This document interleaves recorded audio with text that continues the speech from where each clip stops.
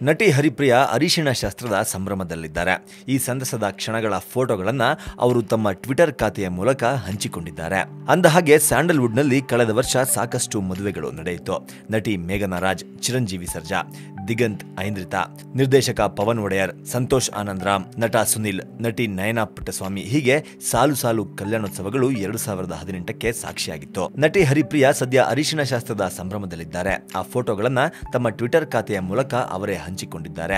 ಈ ಪ್ರೀತಿ ಪಾತ್ರರ ಜೊತೆಗೆ ಅರಿಶಿಣ ಶಾಸ್ತ್ರದ ತಯಾರಿಯಲ್ಲಿದ್ದೇನೆ ಎಂದು ಬರೆದುಕೊಂಡಿರುವ ನೀರ್ದೋಸೆ ಚೆಲುವೆ ಅಭಿಮಾನಿಗಳಿಗೆ ಗೂಗ್ಲಿ ಹಾಕಿದ್ದಾರೆ. ಹರಿಪ್ರಿಯಾ ಅವರ ಈ ಫೋಟೋಗಳು ಎಲ್ಲಿದ್ದೇ ಇಲ್ಲಿ ತನಕ ಸಿನಿಮಾದ ಚಿತ್ರೀಕರಣದ ಫೋಟೋಗಳಾಗಿವೆ.